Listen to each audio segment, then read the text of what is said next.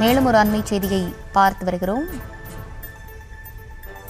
ஆவடியில் நடைபெற்ற விமானப்படை தேர்வில் மோசடியில் ஈடுபட்டதாக 4 பேர் கைது செய்யப்பட்டிருக்கிறார்கள். தொடர்ந்து விரிவான விவரங்களுடன் இணைகிறார் நம்முடைய செய்தியாளர் எட்வர்ட். எட்வர்ட், வணக்கம். விரிவான விவரங்களை வழங்கலாம். வணக்கம். மத்திய அரசுக்கு சொந்தமான பாதுகாப்பு விமானப்படையின் நேற்று கிளர்க் பணிகளுக்கான தேர்வானது நடைபெற்றுள்ளது. இதில் 1050க்கும் மேற்பட்ட தேர்வர்கள் பங்கேற்றுள்ளனர்.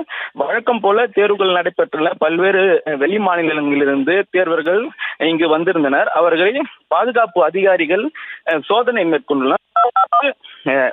ஆல் டிக்கெட்டுகளை சோதனை செய்த போது ஆல் டிக்கெட்டில் ஒரு புகைப்படமும் பெயரும் நேரில் இருந்த நபரும் மாற்று நபர்களாக இருந்துள்ளனர். இதனால் சந்தேகம் அடைந்த அதிகாரிகள் அவர்களை சோதனை மேற்கொண்டுள்ளனர். சோதனையில் ஹரியானா மாநிலத்தை சேர்ந்த 2 பிடிபட்டுள்ளனர்.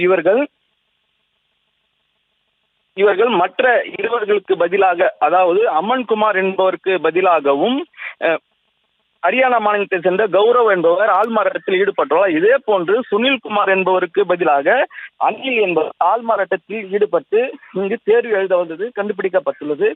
இதே போன்று தீரக் மற்றும் மற்றொருவர் வயர்லெஸ் ப்ளூடூத் கருவிகளை காதினுள் பொருத்தி கொண்டு அங்கிருந்து ஹரியானாவில் இருந்து தேர்வுக்கு பதில் கூறுவதும் இங்கிருந்து இவர்கள் கேள்விகளை கூறி பதில் வாங்கி தேர்வு எழுதி வந்ததும் கண்டுபிடிக்கப்பட்டுள்ளது.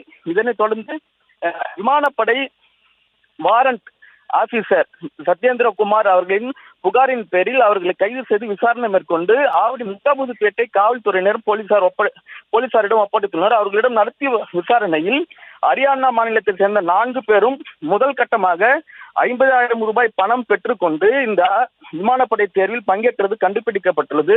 இவர்களுக்கு வேறு யாரிடம் தொடர்பு உள்ளதா, இது போன்ற நெட்வொர்க்குகள் அமைத்து இவர்கள் தேர்வில் முறைகேடு ஈடுபட்டுள்ளதா என போலீசார் தீவிர விசாரணை மேற்கொண்டு வருகின்றனர்.